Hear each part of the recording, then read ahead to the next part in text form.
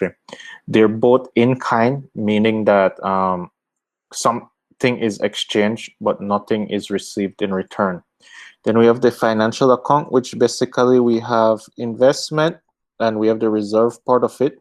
Under investment, we broke this down into 4 other parts. We have the direct investment, the portfolio investment, and the other investments, right? And then the reserve came after that. The last part of the BoP is the net error and omission, and we basically, there's where we left off. So we were saying that ideally the BoP should balance if you had a negative 50 billion deficit, and this simply means that your import is more than your this is your current account, right? If your current account is negative, more than likely it's the your import is more than your export. And the capital account, so the capital account and the financial account should balance this out. The money coming into your country, the money is leaving your country through the imports, but money should be coming into your country via capital. Either you're getting investment, people, or the financial account, which is people investing in your country. The capital is basically, why am I forgetting what is the capital? Right, the selling like rights to the natural resources, the selling of assets within your country. So like selling land or something like that, right? If you sell a land in your country, you transfer the property rights to somebody else outside the country. So there should be money coming in, or capital transfer, which is, again, can be debt forgiveness, or money coming into the country via government giving your country donations. And these should add up to the plus 50 billion, and your balance should be 0. More than like, if this is not happening, then the capital and financial account is not adding up to, let's say, 50 billion. Let's say it's adds up to 40 billion. So we need it to reach to 0. When you do accounting, your account should all, this is basically accounting, right? This is the it's the balance sheet of the country, where the country is spending, where the country is earning money, and where it's spending in money in regards to the international market. So in accounting, when you do your balance sheet, it should always equal to 0. So 10, if we are at 40 billion here, 10 billion is missing. We need to, and they're literally just writing the there. Well, they try to find where it's missing. Like it's any good accountant should try to find where the 10 billion is coming from, and then that goes under the net errors and omission. That 10 billion will bring it to, so plus 10 billion will bring it to 50 billion, and our our BoP balances out to 0. It doesn't, in reality, it doesn't mean that there's nothing wrong, right? It means we can't account for 10 million and our country is 10 million in negative. So in the next section, that's what we're going to look at. Like, what does it mean to be in the negative, or what does it mean to be in the positive? And this is the Mongolian BoP situation. So the balance of payment for this is just the current account portion of the Mongolian situation. It was from 2010 to 2019, late 2019. We can clearly see that this is just the, again, the current account, right? It's not the entire BoP. We can clearly see that only somewhere in 2017, there's a small point in 2017, like 2 small points in 2017, when Mongolia export was higher than its import. Like, if you look around these times, 2012, 2013, it was crazy. 2019, it has been crazy also. I should probably try to find the most recent one, the 2021, to see how we are. It's probably the pandemic might balance it out, but more than likely it's never really positive. And we look at why countries, for a lot of countries, it's not, it's always negative. And then, so putting the whole, so we've looked at the 4 section now, right? We've looked at the current, the the capital, the finance, and the balancing item. Putting all of it together, we can say the three main components of the BoP are the current account, the capital account, and the financial account, and then we have the net errors and omission, or the balancing item. So in a formula format, that's the current account plus the BoP plus the financial account plus the balancing item should equals to 0. The current account measures international trade and services plus the net income of transfer payment. Financial account measures the net change in ownership of foreign and domestic assets. So again, summarizing the current account, we're saying it measures the international trades of goods and services plus net incomes and transfer payment.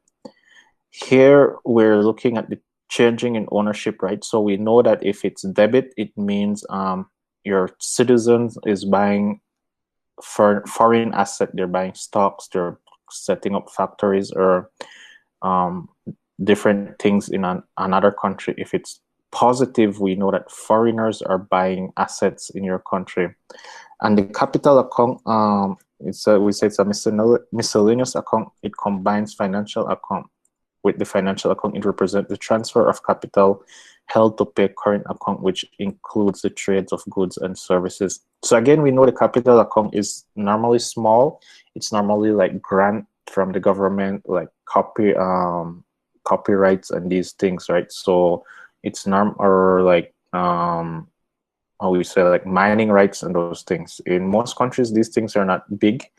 So this is normally a small part of the account, and so we could normally consider it like the miscellaneous part of the BoP. The capital account is usually not very large, but when combined with the financial account, it could earn a large enough surplus to offset the trade deficit. Unfortunately, this means the country is selling off its assets to buy foreign goods and services.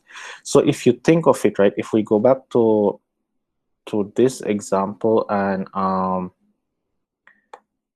if we're having a negative here, it means that import is greater than export. Ideally, our export should be positive, which means that our export is paying for our imports. But in this case, we're saying that, and if we look at here, it means our export cannot pay for our import, so we're negative. So where do we need to find this money? We literally need to sell our internal asset or beg for money if it's coming in as capital transfer, right? Like another country is giving us money. We're begging for money to pay for our imports. That's basically what we're saying. So it says the capital account, unfortunately, this means the country is selling off its assets to buy goods and services. The last component is net error and omission. The net error and omission are balancing item derived from the total value of the financial account minus the combined value of the current and capital account. Net errors and omission is a residual needed to ensure the account of the BoP sums to 0. So again, once you have your financial account, which if they're positive, negative, we go back to the formula. At these, whatever difference you get from here, that's going to be your balancing item, your net errors and omission, to bring it back to 0. So that's we have looked at the components. We know there are 4 major parts. Each major part is broken down, well, except the net error and omission that doesn't have, well, in real life, it has smaller subsections, right? You can pinpoint where the money is missing from. But the other ones, they always have like further subsection, and together they basically will give you if you're in negative or positive. And what we need to look at now is if you're not at 0, either if 0 means you're in equilibrium, right? It's balanced. If you're positive or negative, you're in disequilibrium. So it says the causes of the current account. First, we're going to look at the cause of the deficit, as this is more common. Most countries are in deficit than in surplus or positive. So what we're looking at, we're saying a growing domestic economy. When firms increase their output, they may buy more raw materials and capital goods from abroad. So this is actually a good reason. This is not a bad reason. If your current account is in deficit, it means your import is more, right? But if the import is of raw materials, then it means you're importing raw materials into your country to make products. when you finish making these products, you're going to export the product. So this is not a bad thing. Eventually, when you export it, the current account will balance out again, and it should go back to zero or go to positive. It says short-term and self-correcting. Again, it's short-term, so you import raw material this month. Maybe it takes you 2-3 months to make the product that you're going to export. You finish the product and you export it. It corrects itself, right? The export now, the positive from the export now nullifies the negative from the imports of raw material. It says firm use the imports of raw material and capital goods to produce more products. They are likely to sell more products both abroad and at home. So when you have a deficit created by a increase in the import of raw material, we consider this a good situation. It says declining economic activity in trading partners. If the country that buy this country's import experience recession or slowdown in economic growth, their imports may fall or rise more slowly. So a good example here is with Mongolia and China, right? In, let's say, prior 2018, maybe China was like growing like crazy. So Mongolia could have exported a lot of coal to China. In the last 3 or 4 years, China has really slowed down. They went from growing to like 10% to growing to between 10 to 15% to growing to like around only 5%. So the growth in China has slowed down. So China is importing less products. So that will affect Mongolia export. So the export for Mongolia fall because China is doing bad, but you still have to import the same amount of products. So you get a deficit, right? So expenditure may fall or rise more slowly.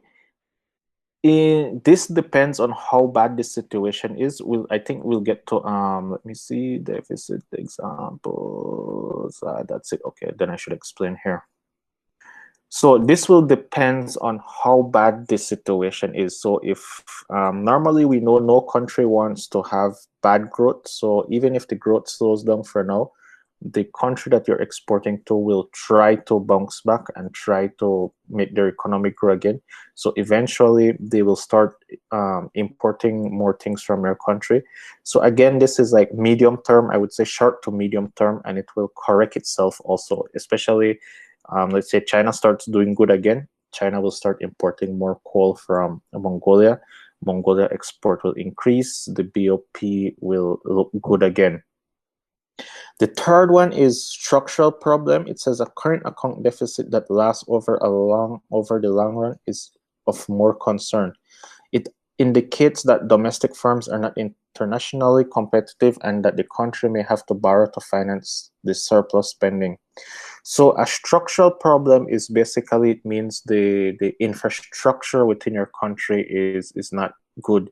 So let's say you don't have good machinery, you don't have good roads, transportation is bad within your country, the workers are not educated enough. So even though if you buy new machines, the workers can't use the machine. This is a structural problem, meaning the infrastructure of the country is at fault. The only way to fix this is that you need to, let's say if it's the workers that needs to be educated, you need to educate the worker. Or if it's you don't have the correct technology, it means you need to invest in capital, you need to buy new capital. These things can't change in the short term, right? You can't change this within 1 to 3 months. This is a long-term problem. So unless the government tries to change the infrastructure of the country, tries to educate the people, tries to build better road, tries to make it possible that entrepreneurs can invest and let's say lower the interest rate so it's easy for entrepreneurs to borrow money and buy better capital equipment, the country will always be stuck in a situation where you can't export high quality products. If you can't export high quality products, nobody will want to buy your product. So again, your export will be small while your import will be high, so you will forever be in a situation of running a deficit. So again, it says the domestic firms are not internationally competitive. So for whatever reason, whatever is, if it's a physical capital reason or a human capital reason, your companies can't compete on the international level, so you can't export. The country will continue to experience current account deficit. So this is the worst one. If your country is suffering from this, there needs to be some serious revaluation by the government and see where they need to improve the country so the country comes out of a current account deficit. This one, again, it's short term, it will fix itself. This is good. This one, the country doesn't have any effect on it, right? If China is doing bad, Mongolia can't really go fix China problem. You just have to hope that China gets better and they can start importing more things. So this one is normally like medium term. Let's say within a year, 2 years, China will try to fix its economic problem and start importing again. This one is where the problem is. It really needs the government to invest within the country to improve the country. The cause of financial account deficit. So this was the current account deficit. We need to now look at the financial account deficit. So it says it's not necessarily a problem, especially if as it will give rise to an inflow of profit, interest, and dividends in the future. So we said when we were looking at the financial account, it's basically your citizens investing in another country. If it's in deficit, right, it means, let's say, Mongolians are buying Google stocks, they're buying Apple stocks. This is not a bad thing. We know that eventually Apple and Google will start paying back these investors, and they will bring back the money into Mongolia. So in the medium to long run, the money will start coming back into the country. So if the deficit in the financial account is created by this reason, it's not bad. It's actually good. In the short term, it will be bad, but in the long term, it will be very bad, very profitable for the country. It says it may also be short term, resulting from hot money flow out of the country in search of higher interest rate, and in expectation other currency may rise in value. So this one is if your country has a lot of people who invest internationally. So if a lot of the citizens buy like stocks, they buy foreign exchange, they buy futures, then they invest like in oil, they invest in gold and those things, you might have a situation where at a given time, let's say you expect that the US stock market is going to do good because Joe Biden won. So all the investors start moving their money out of Mongolia to all the Mongolian people, right? The Mongolian investors, they start moving their money out of Mongolia to buy American stocks. This is what we call it short run and hot money flow, because everybody's moving their money. So everybody's trying to pull their money out of the bank to buy stocks in the US. So literally the system becomes hot. And this also happens in a financial crisis. When a financial crisis happens, all the foreigners start pulling their money out of your country. So the banks don't have enough money to give to the people. So we say the financial system is overheating. And we know when something overheats, it's going to crash, right? So that's what leads to the financial crash. In this case, it can lead to a financial crash if everybody moves out their money. And as I mentioned before, that if they don't, here it says, a concern, however, if the result is a long-term lack of confidence in the country's economic prospect.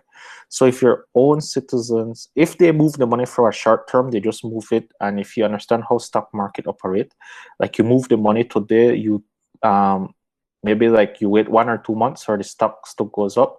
When the price goes up, you buy the stocks now when it's cheap.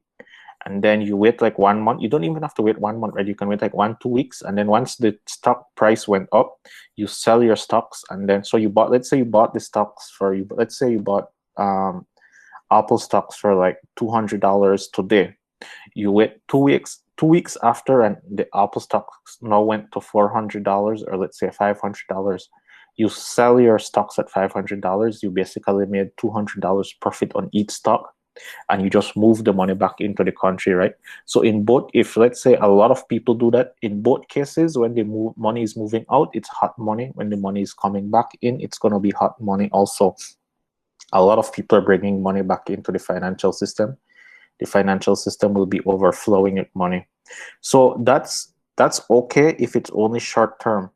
The problem occurs when your own citizens don't have confidence in your country. So the Mongolians say, like, you know what, I don't think it's safe for me to invest my money here in the next 2 or 3 years. So all the let's say the rich people move their money out of the country. Then there's no money left in the country to invest in the things that needs to be invested in the country. These are the same people who would buy, let's say they buy the stocks from the mining companies, so the mining companies can have money to buy new capital equipment. But if the local citizens don't leave their money in the country and move it out, literally there's no money to invest in the country. So again, we go back to the structural problem, right? This will contribute to the structural problem in that the local investors are not investing in making the capital equipment better, improving the production process. And this will be because they don't have confidence in the country economic prospect. So they move the money out through the financial account. Surplus and deficit. So it says a consequence of a current account deficit and a current account surplus. It says a current account deficit allows the residents of a country to consume more products than the country produces. The country will, however, have to finance the deficit by attracting investment into the country or borrow. This will involve an outflow of money in the future in the form of investment income. An increase in the current account deficit may also reduce aggregate demand, which may also slow down economic growth and may cause unemployment. So what this is saying here is basically, if we go back all the way to here, right, under this graph, so we know that we're having negative in the current account deficit. And why we're having this is that we're importing more than we're exporting. So if you think about it, the only way a country can buy something from another country, you first need to export something. So let's say you want to buy a computer, you need to export. Let's say you export $1,000. You want to buy an Apple computer, so you need to export $1,000 worth of coal. You get the physical 1,000 US dollar. You can now use that 1,000 US dollar to pay for the Apple computer. You then import the Apple computer in, right? What we're saying here is that we're buying things. We are in negative. We literally bought $50 billion worth of things without having the money to pay for it. Whatever we're exporting is not enough to pay for what we're importing. So this is what it means to say that the country will a current account deficit allows the country's residents to consume more than the country produce. So we're importing, we're buying, we're consuming more goods and services than we have the money to pay for. We're not producing enough goods and selling enough goods to pay for the things that we're consuming, that we're importing. And this will eventually lead to the country needs to, you either need to make foreigners come into your country and invest, right? You can't, for example, if you want to buy something from America, no American will accept Mongolian money. The only way to get American money is to sell some Mongolian product to an American, and the American gives you American money. You then use that American money to buy the American product, right? It's as simple as that. But of course, there's a lot of people doing it. It doesn't seem like that's what's happening. But in reality, that's how it happened. You exchange your Mongolian product for American dollars. You then use that American dollars to pay for the American product. So another way to bring this, so if you're not exporting enough Mongolian products, the other way to bring American money into the country is to invite Americans to come invest into the country, or just invite foreigners to go invest into the country, and you tell them you need to invest in American dollars. So they bring American dollars. But what happened is that once they invest in the country, eventually, they're going to have to take their money back out, right? In the form of dividends, in the form of interest rate, whichever way they invest. You don't invest and you do it for free. You invest expecting to get something in return. So eventually, after a certain period of time, these foreigners will have to take their money back out of the country. So this is what we're saying. It will involve an outflow of money in the future in the form of investment income. An increase in current account deficit may reduce aggregate demand, which may slow down economic growth and may cause unemployment. So the idea here is that, think about it. If we're having a current account deficit, it means we're importing a lot of products. So by importing these products, we might be importing products that is already produced within the country. So eventually these and imports are normally cheaper than local domestic products. So we might crush the domestic market, and we end up, if the local firms can't compete with the import, they're going to go out of business. So by them going out of business, demand is going to go down. And again, people, if like, let's say if you had to choose between a Mongolian made product and a American made product, most people might choose the American made product, right? So the demand for the local product goes down, which again will cause unemployment. So current account deficit is normally not a good thing unless it goes back to the first situation, right? Well, these two situations where we're importing raw materials to export a finished product, or where we're moving our money out to invest. But if it's a situation where we're importing so much product that it's affecting our local producers, it's bad. If it's yes, we're getting products that we normally could not have, but how do we pay for this thing? Eventually we'll have to find the money to pay for it, and the only way to pay for it is either sell our assets or ask foreigners to come in and invest, who will eventually take out the money. So continuing on that same line, we're saying that it might be thought that a current account surplus is always beneficial, as it involves a country saving. So now we're looking at surplus, right? So after what I just said about the deficit, you might want to think, oh, then we shouldn't have this deficit. We should have surplus. But again, surplus is not all that good. The ideal position to be is balance. If it's balanced, it means you're not spending more money than you're earning, right? So it says it does, however, mean that the country's residents are not enjoying as high a standard of living as possible. The high level of demand combined with addition of money supply may generate inflationary pressure. Those countries experiencing current account deficit may also put pressure on the country to change its policy in order to reduce its surplus. So the first thing is that if you have a current account surplus, your country has a current account surplus, it means you're selling your products, right? You're exporting a lot of products, but it means you're not spending the money. So overall, the country is not benefiting. Let's say you exported $1 billion out of coal, and you have $1 billion in surplus. It means you sold all these coals, but you did not import anything into the country. You did not import any computers, any medicine. You did not import anything into the country that's going to benefit the citizens of the country. So this is one problem with having a surplus. It means you're saving the money and not spending it. Yes, you're exporting, your current account looks positive, it looks good, the country is making a lot of money, but what's the use of making all of these money if the citizens are not benefiting from it?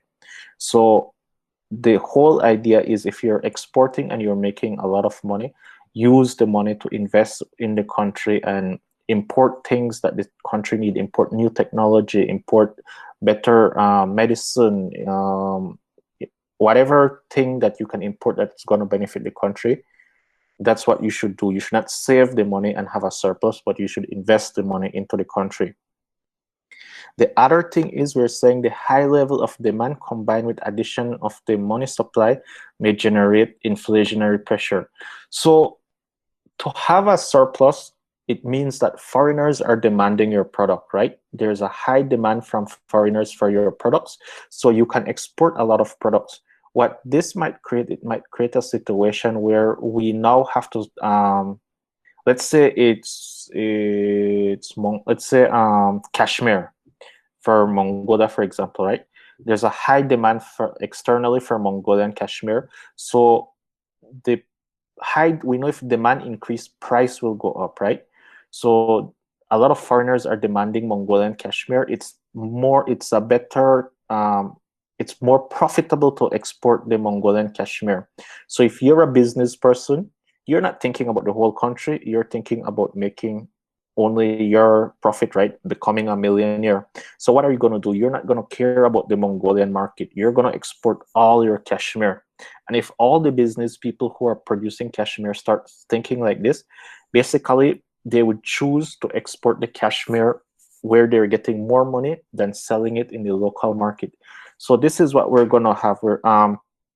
What's going to happen then, that because the demand is so high from outside and there's a shortage of cashmere within the local market, we're going to have inflation, right? Once there's a shortage, people will want to pay more and more to get this product. And this is what we're saying. The increased money supply also is that these people who are exporting cashmere, they're now making a lot of money. So they have a lot of money to spend. And we know if people have a lot of money to spend, if the money supply increase, demand will increase, right? So for whatever these people like to buy, if it's what do Mongolians like to buy when they get rich? G-Wagons, I guess. The price of G-Wagons will go up because all these people now have a lot of money because they're exporting a lot at a high price, right? So they start demanding a lot of things, and the overall price in the country will go up. So again, having a surplus is not necessarily good. You want to try to keep it at zero. And then the last one, it says countries experiencing current account deficit may also put pressure on country to change its policies in order to reduce its surplus. So here the situation is, we explained before that if there's only two countries in the world, and if you export $1 million worth of, let's say there's only Mongolia and Australia, you export $1 million worth of products to Australia. Australia pays you $1 million Australian dollars. So which means Australia is basically 1 million short, right? You're 1 million positive, Australia is 1 million negative. And you should in turn buy something from Australia that to make it even. But if you don't do that, it means you're saving the money you got from Australia and you have a surplus, Australia has a negative.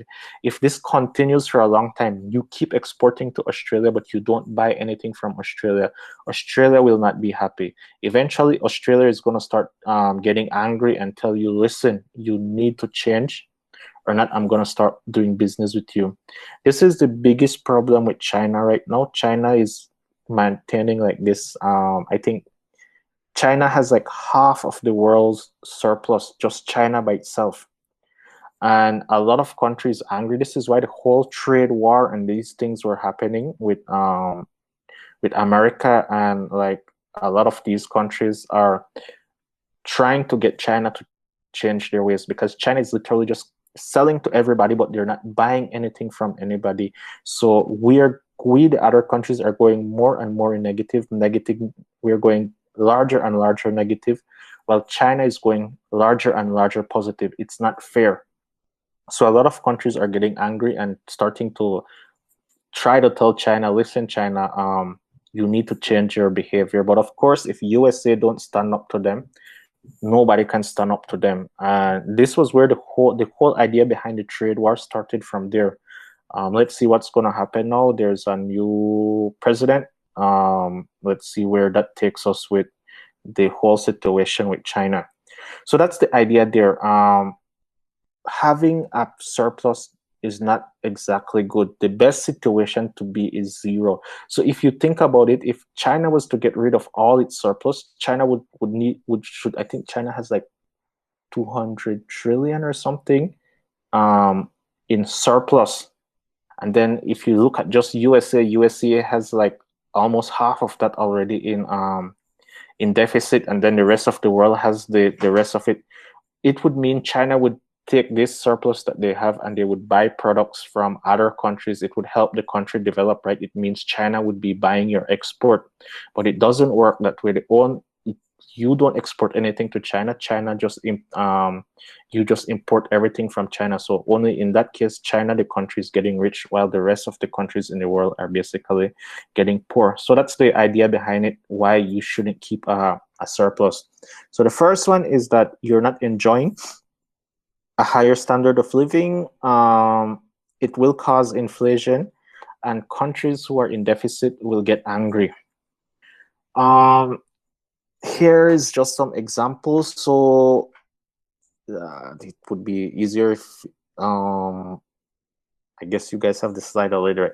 So this is just a situation. It's saying, suppose a Mongolian household purchased a car from Japan. How is this import of the car into Mongolia recorded? So it's going to be on the debit side, creates a demand for Japanese yen, adds to the supply of the to Greek. So what we're saying here is that it's an import, right? So why we're saying it creates a demand for Japanese yen? Let's say you, the Mongolian person, wants to buy a car. You need to find Japanese yen to buy this car. Japanese won't accept Mongolian to Greek. You physically need to find the Japanese yen. So this is why the demand for Japanese yen increased. When we go to exchange rate, this is going to make more sense. It says it adds to the supply of the to Greek. So the demand for Japanese yen on the international market increases, and you need to pay for this yen with to Greek, right? So you give the, how should I say, the you give your commercial bank the value in to Greek, but your commercial bank is actually going to do the exchange rate, and so the to Greek is going to increase on the international market, and the demand for the Japanese yen will increase as well. The supply of to Greek is going to increase, and the demand for yen is going to increase. When we look at exchange rate, we're going to see how these type of transaction affect the value of your exchange rate. So suppose a Mongolian business sell British shares to a British household. How would this appear on the BoP? So on the credit side, here it's debit because money is going out of the country, right? When you import the product, money is going out of the country. Here it's a credit side because the British household is bringing money into the country. It would increase the supply of British pound and add demand for the to Greek. So in this case, the British citizens need to, he's coming with his British pounds, or let's say he's not coming. Let's say he's gonna buy a apartment here in Ulaanbaatar. He will pay with pounds, but the pounds will not reach to the person in Mongolia who's selling the apartment. That person will be paid in to Greek, right? So this British person will contact his bank, and his bank will contact the Mongolian bank and tell the Mongolian bank, listen, I need, like, let's say a million pounds converted to Greek. So the demand for to Greek would increase by whatever exchange rate it is. It's 1 to 3, right? So let's say like 3 million, it will increase by 3 million to Greek. The bank in Mongolia now needs to find 3 million to Greek to give the Australian, the British bank, right? And it says it would, so the demand for the to Greek goes up, and this supply of British pound will now increase. The British household would transfer the pound into the international market, so there will be, like, let's say 1 more million pound circulating on the international market. So suppose Russia gives wheat to Mongolia, how would this be recorded? So the exporting of the good, even if the good is recorded. So here in this case, it's looking, this one was kind of confusing. It's from the Russian side, not the Mongolian side. So it says the export of the good, it's recorded as a credit. It's called an unilateral transfer. So for Russia would still record this as an export. Assume for Mongolia, it would come in as a current transfer, right? So it would be a debit, right, from Mongolia's side. No, for Mongolia, it will come in as a positive. The Russia is still exporting it. Russia is recording it as an export, Mongolia right? is receiving it, right? Yeah, but it will come in under current transfer. It won't be under like import export. It will be We're as not buying the wheat. We're just receiving it from yes. Russia. You're just receiving it. So Uh-huh. it's like a gift you're getting. So you don't pay Russia anything for it. it comes in under the current transfer as a donation, basically. And the next one is, assume a Mongolian citizen travel as a tourist to Germany. Her expenditure in that country are classified as. So it will be a debit for the Mongolian side because she purchases or she imports the service, right? The tourism. So literally, she needs to convert her Mongolian money into German money and then spend that money. Even though it's German money that she's spending, ideally it's Mongolian money that was converted to be spent, right? So the Mongolian money went out of the country. It went to the international market to buy the German money. And it says it also creates a demand for the German, whatever. If she spends, let's say, 3 million to Greek converted to German, it will create an increase in demand for that money. So this is basically whatever is happening here is what we call the futures market. And the futures market is basically the commercial banks. The commercial banks are the one. So the Mongolian commercial bank, let's say Kan Bank, will contact the German bank and tell them, listen, we need to exchange this amount in value. Let's say 3 million to Greek to German mark. I think it's mark to German marks. So that's what the future market is. And where you see like people always say like, oh, buy yen or buy dollar or these things. We'll get to that when we look at exchange rate. Those are like small players. The big players in the futures market is the commercial banks. They're the one who are exchanging money every minute to satisfy their customers. If it's somebody buying a car, if it's somebody buying assets, if it's somebody wants to do a travel, these commercial banks, like every minute they're facilitating millions and millions of dollars are transferring from one bank to another bank to facilitate international trade, right? And it's recorded as debit in one side and credit on the other side, depending on how the transaction is moving. So tourism is, for the person going on the tour, it's normally an import. For Germany, it would be an export, right? So for Germany, it would be recorded as a credit. It would be a positive because German is earning money from a Mongolian person. So that's a general idea there behind these things. And we've basically finished with the BoP. So a debit represent an import, such as a goods, services, stocks, bank deposit, or gold. A debit adds to the nation demand for foreign currency. It receives a negative sign. So again, whenever a debit occurs, it means the citizens from the country is bringing something into the country, and you need to find that other country that you're buying the product from or service. You need to find that country's money. So a demand for that country's money is there, it increases, and a supply of your money increase. Your money increase on the international, the supply of your money increase on the international market, and the demand for the foreign currency also increase on the international market. Please understand this, because when we move into the next chapter, the next one is exchange rate, right? And exchange rate is basically about that, how demand and supply of currency determines your exchange rate. It says a credit represents the exporting of an item such as a good, services, a stock, bond, bank deposit, or gold. Credit adds to the nation's supply of foreign currency. It receives positive, right? So again, in this situation, a foreigner wants to buy your product. So they pay you with foreign currency. You physically don't get the foreign currency. The commercial bank gets the foreign currency. And this, depending on this type of financial system you have, it might be the central bank that receives the foreign currency. In Mongolia, I'm 90% sure it's a commercial bank that receives the foreign currency. So the commercial banks hold the US dollar or whatever, and then when you go to your bank, you can just take out the money into Greek. So they hold let's say it's US dollars, right?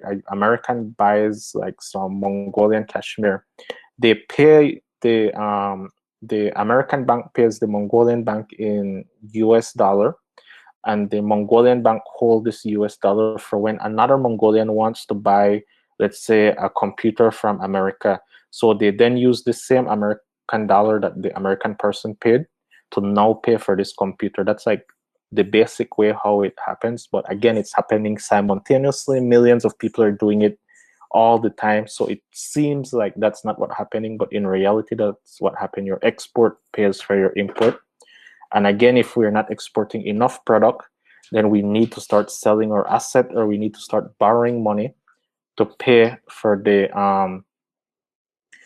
imports, right?